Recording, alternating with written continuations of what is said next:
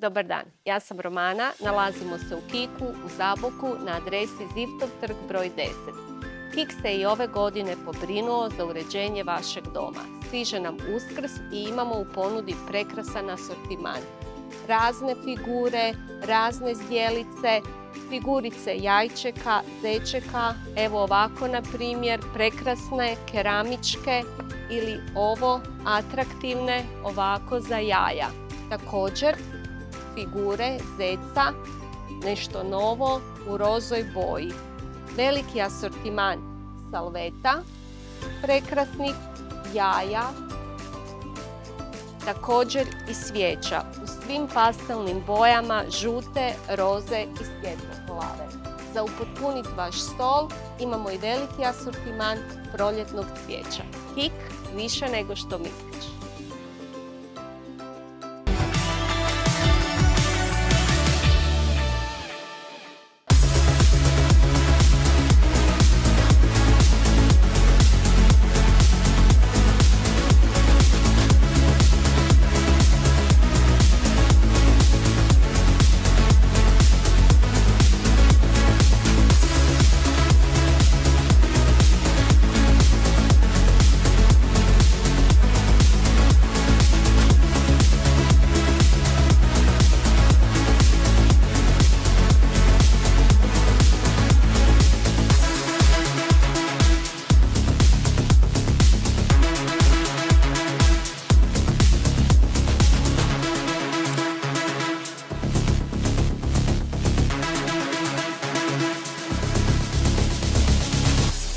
Možete mi se smijati koliko hoćete kao moleru, ali kao glumcu ne. Jer to je moj život u umjetnosti. Mora biti dostojanstvo u svemu i ne smijemo se nikad prepustiti, moramo razmišljati na tome da nam starost bude kvalitetna. Trening se radi na spravama ili na prostirci u grupama ili pojedinačno. Svi treninzi vođeni su školovanim instruktorima.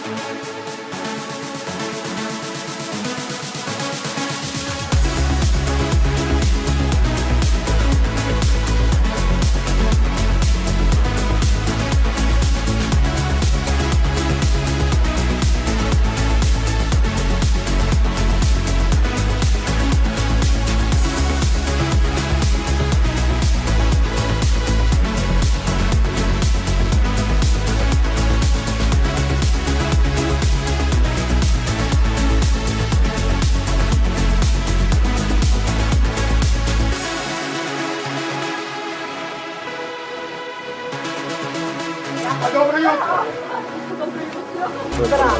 Bravo.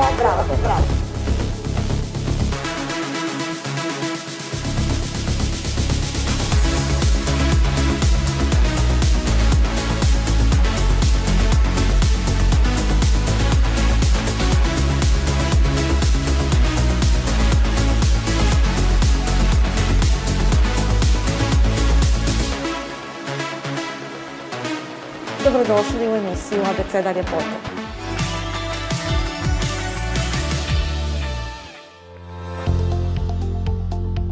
Za ovu emisiju stigli smo u prekrasnu Opatiju. Prvo smo prošetali gradom, vrtovima, obalom, centrom.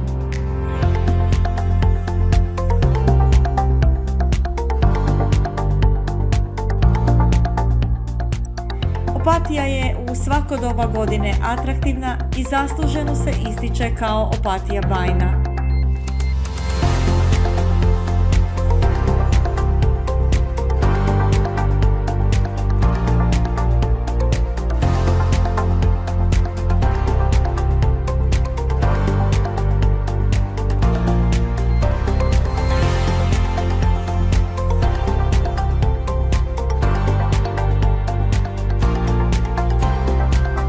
Nakon kratke šetnje gradom, posjetili smo Centar estetske kirurgije dr. Ivon Žgaljardić. O kojoj temi smo danas razgovarale, pogledajte u nastavku.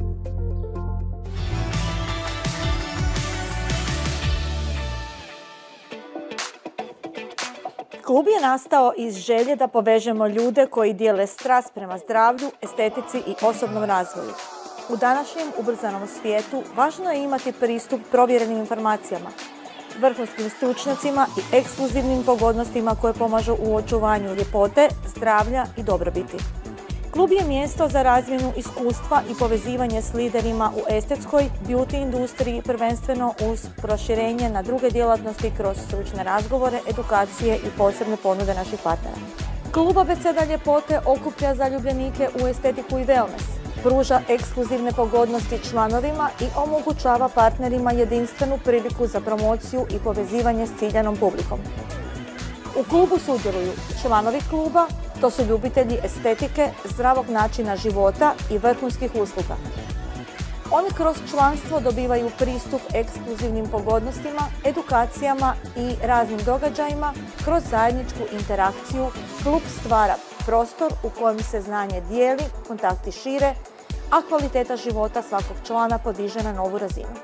U klubu sudjeluju i partneri kluba, stručnjaci iz estetske industrije koji sudjeluju kao gosti u savjetovanjima, pružaju edukaciju i promoviraju svoje usluge kroz posebno kreirani premium marketing. Iskoristi pogodnost prvih prijava. Prijavi se u klub Abeceda ljepote.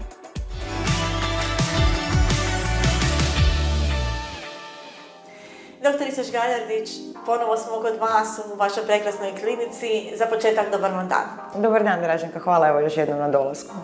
Vani nas je dočekalo lijepo vrijeme, bliži se ljeto, svi se želimo razgolititi, staviti u dekolte i uvijek su nam te grudi najistaknutije. Možete nam nešto ispričati o povećanju grudi? Pa naravno, ovo je uvijek nekakav tajming kad ljudi intenzivnije žene počnu intenzivnije razmišljati o toj temi i povećanje dojke je uvijek jedna atraktivan zahvat u našem poslu i već dugo godina zapravo zauzima nekako prvo mjesto među najtraženijim zahvatima. Međutim, kad pričamo o nekakvom periodu godine kad je to dobro napraviti, naravno da se to radi i sada, naravno da, gledajte, u Dubaju je uvijek 40 stupnjeva pa se operira i cijelu godinu, ali jednostavno treba biti spreman da kad pričamo recimo o povećanju dojke sada u ovom nekakvom tajmingu, pa pogotovo još mjesec dana unaprijed, da nas hvata ljeto, hvataju nas vrućine i gdje zapravo može nastati problem. Postoje nekakve postoperativne upute kojih se žena mora pridržavati da bi se izbjegle neke moguće komplikacije, odnosno da bi zadržali stabilitet rezultata što duže, kojih je naravno puno lakše držati se kad je vani zima i hladno i kad imamo puno slojeva robe na sebi, nego kad nas već hvata ljeto. Tako da zapravo ako pričamo o povećanju dojki i nekakvom periodu godine kada bi se to trebalo raditi, svakako da može sada, svakako da to i radimo sada. Međutim, ako nam je cilj sada izoperirati dojke i u 7. mjesecu uskočiti u trokutiće, onda bih rađe rekla da pričekamo s tim zahvatom i idemo to raditi iza ljeta. Svakako, ja svojim klijenticama uvijek kažem kad radimo dojke u ovom periodu godine prije ljeta, naravno da će se oni ovo ljeto moći kupati, dakle more kao tako nam nije nikakav problem. Sunce i vrućina nam zna biti problem jer može dovesti do ranog otoka dojke, što naravno je nama nepoželjna stvar. Tako da uvijek kažem, nećete mi ovo prvo ljeto uskočiti u trokutiće, u prvom ljetu ćemo se držati nekih malo zatvorenijih kupaćih, više onako kao što profesionalne plivačice nose. I opet kažem, znači nije nam more problematično, već nam je sunčanje problematično. Osim kupanja i sunčanja, na koje još stvari treba paziti nakon zahvata? Pa dakle, ono što nam je isto bitna stvar, dakle, izbjegavanje dizanja nekakvih teških tereta i prilagođavanje individualne tjelesne aktivnosti. Sad naravno netko ko se ne bavi puno sportom, tu neće imati nekakvih problema. Netko ko je intenzivno u sportu, onda će mu to možda stvarati malo veći problem. Isto tako ono što je bitna stavka i zapravo vrlo česta situacija kod nas i na pregledu i u postoperativi su djeca. Dakle, ako su djeca mala i još uvijek zahtijevaju puno nošenja, tada je uvijek preporučam da se u prvih mjesec dana ipak ima nekakva pomoć u kući. Bilo to suprug, mama, svekrva, sestra, nekakva dadilja ili nešto, ali čisto da potrebno je ipak poštediti te ruke, jer prilikom rada ruku i nošenja isto tako nam radi i pektoralni mišić. Sad naravno tu se vraćamo opet na samu tehniku zahvata. Tu u svim tim nekakvim uputama možemo biti mrvicu blaži ako radimo povećanje dojki u subfascijalnom sloju, dakle iznad mišića. Ako u situacijama kad je žena ravna, mršava i nema vlastitog masnog tkiva, odnosno pinch test nam nije zadovoljavajući, tada protezu moramo smjestiti ispod mišića. Kada nam je proteza smještena ispod mišića, onda sve te upute koje dajemo se ipak moraju puno strože shvatiti nego kada idemo iznad mišića. Jer jednostavno gibanjem ruku, kako se giba ruka, mišić se hvata zapravo na nadlakticu, tako se i taj mišić miče. Ukoliko je proteza iznad njega, onda to ima puno manje utjecaja, odnosno puno manje potencijalnih komplikacija može nastati nego kad nam je ta proteza smještena ispod njega. Tada nam često može doći i do nekakvog seroma, otoka dojke, kojeg bismo izbjegnuši te ranje bili izbjegli.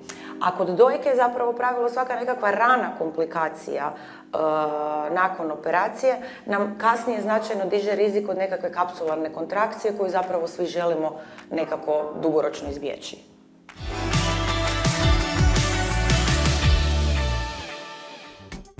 Stanovi smješteni u prestižnoj lokaciji iznad rijeke nude savršenu ravnotežu privatnosti, sigurnosti i blizine ključnih sadržaja.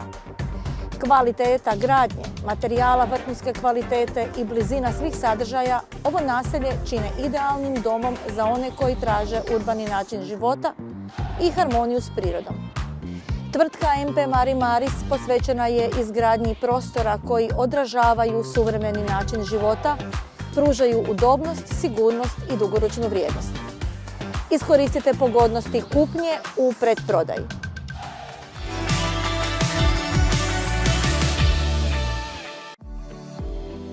Pilates studio sastavni je dio wellness programa u kompleksu Bernarda. Pilates je namijenjen svima, mlađoj i starijoj populaciji, a koristi se diljem svijeta u rehabilitacijske i rekreacijske svrhe. Pilates centar hotela Bernarda opremljen je luksusnom basi opremom koja se uklapa u cjelovit pristup zdravlju i dobrom osjećaju. Pilates treninzi koriste se i kao treninzi snage i mobilnosti i kao treninzi kod vrhunskih sportaša. Trening se radi na spravama ili na prostirci u grupama ili pojedinačno.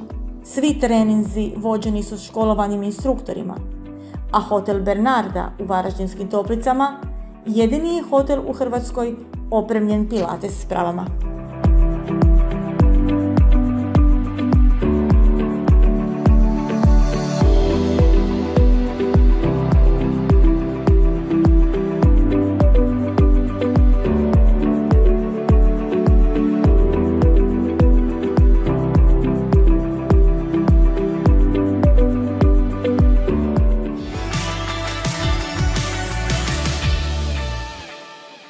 Kako birate protezu sa klijenticom?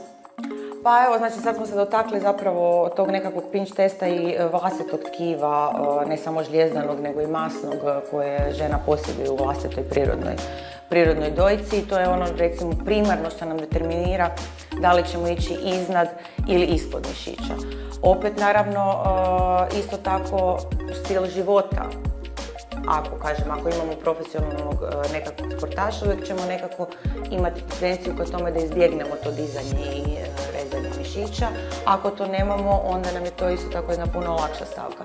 Ono što se žene uglavnom često fiksiraju je sam volumen proteze, što je na kraju samih konzultacija možda i manje bitno. Osnovno ono što nama determinira izbor proteze je zapravo prirodna nekakva širina prirodne dojke. Ta maksimalni nekakav dijametar koji mi tijekom mjerenja izmjerimo, zapravo to je nešto, po tom dijametru onda idemo birati nekakvu protezu. Naravno, može se ići i više od toga, ali zapravo nam se puno više diže rizik od svih nekakvih mogućih neželjenih komplikacija. Isto tako, sam oblik proteze. Dakle, može biti to okrugla proteza, može to biti anatomska proteza, može to biti primjerice motivina proteza koja je, da tako kažemo, ergonomska, odnosno ona je po svom obliku okrugla, ali ima tu jednu tendenciju ponašanja kao anatomska proteza. Ni tu priča ne staje. Dakle, kad govorimo i o okruglim i o anatomskim protezama, i među njima postoje nekakve razlike. I među okruglim protezama vi možete birati protezu šire baze, nižeg profila, uže baze, višeg profila. Opet da se vratimo i na samu tehniku stavljanja. Ukoliko idemo ispod mišića, kad pričamo ispod mišića, zapravo priča nije uvijek 100% ispod mišića, to je zapravo dual plane tehnika, gdje mišić pokriva samo gornju polovicu proteze. Tako da uvijek kad idemo ispod mišića, taj gornji mišić, odnosno mišić iznad proteze, će taj dio proteze više stisnuti i dobit ćemo taj jedan anatomski oblik nego kada idemo iznad mišića. I ono što je zapravo možda kao najbitnije kad dolazite na nekakve konzultacije za povećanje dojke, ono što mi, neću reći ne volimo, ali stvar koju moramo uvijek jako dobro izdeterminirati je kad nam žena kaže želim prirodno. U našem poslu taj izraz prirodno je jedan, ajmo reći, sklizak teritorij. Ne zato što prirodan izgled mi ne možemo postići, nego jednostavno treba jako dobro sa klijenticom izdeterminirati šta njoj prirodno znači. Ne uhvatiti se samo paušalno za taj izraz prirodno, jer u tom slučaju ću ja napraviti prirodnim ono što meni znači prirodno. Jel? A često se iza toga zapravo dogodi da dojke onda izgledaju preprirodno, reklo bi se. Šta mislimo kad govorimo o toj jednoj prirodnosti? Zapravo pričamo o naglašenosti gornjeg pola. Naglašen gornji pol dojke, odnosno onaj jedan lijep zaobljen dekolte, načelno u prirodi ne postoji. Prirodna dojka ima svoj pad i popunjenost gornjeg pola nije prirodna. Tako da taj dio priče uvijek treba dobro iskomunicirati. Danas su klijentice zapravo iznimno educirane i oko proizvođača proteza koji se koriste na tržištu i oko vrsti proteza, ovojnica, veličina itd. Međutim, informaciju često ne treba shvatiti kao znanje. Da bi ta informacija bila znanje, potreban je ipak jedan širi kontekst. Tako da ono na što bih se ja fokusirala, na što ja volim da se žene fokusiraju u razgovoru sa mnom, je manje tog nekakvog uspješnog baratanja medicinskim izrazima, volumenima, ovojnicama itd. Ono što mi je najbitnije je da meni žena dočara koji izgled ona želi postići.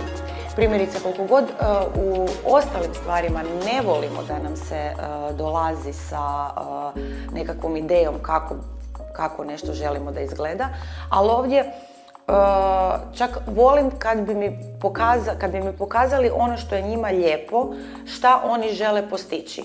Ako iz nikog drugog razloga, vrlo često da mi izdeterminiramo da li je to moguće ili nije moguće. Naravno da vrlo često se dešava da gledajući sve silne slike radova prije i poslije na internetu, svako od nas izabere dojku koja je u startu imala 99,9% šanse da izgleda savršeno nakon zahvata. Ali ne dolaze svi sa tim jednim savršenim startom. Tu prvenstveno mislim na žene nakon trudnoće i nakon poroda i nakon dojenja. Jel? Tako da treba iskomunicirati da li to što žena želi zapravo i može dobiti. Jer ako će se žena upustiti u zahvat i u konačnici priče će samo biti nezadovoljna na drugi način, onda zahvat ne treba možda u startu niti raditi. Molim vas, recite mi koliko traje sam zahvat i koliko vremena je uopće potrebno da si uzmemo da bi taj zahvat obavili? Pa sam zahvat traje nekakvih sat vremena, tako da tu nekog velikog, pod navodnicima, gubitka vremena nema. Dren stavimo ili ne stavimo ovisno o intraoperativno kako nam dođe. Ako ga i stavimo, uglavnom ga ili za par sati ili sutra dan izvadimo van. Što se tiče nekakvog slobodnog vremena, odnosno izostanka s posla, na to uvijek primarno mislimo, zapravo ovisi koji posao žena radi. Ako je to uredski posao, onda oni već zapravo nakon par dana se mogu vratiti uredskom poslu. Ako je posao fizičke naravi, onda se ipak treba malo bolje izorganizirati, treba jedan duži vremenski period, barem 1, 2 do 3 tjedna, da se može poštediti tog nekakvog fizičkog rada. O povećanju grudi mogli bi pričati još x emisija. Vjerujem da su ovo vrlo korisne informacije što ste nam sad dali, da se klijentice mogu prepoznati i dalje se kod vas naručiti na konzultacije oko povećanja grudi. Pa svakako je najbitnije kad razgovaramo o konzultacijama za povećanje dojki, to su nekakve bitne stvari o kojima treba voditi brigu i na koje klijentica mora biti jednostavno spremna ako želi u tu priču ulaziti, a naravno da sa svakim morate individualno porazgovarati i da bi se zadovoljile individualne želje. Hvala vam lijepa za sudjelovanje i u ovoj emisiji. Hvala Draženka i tebi na dolasku.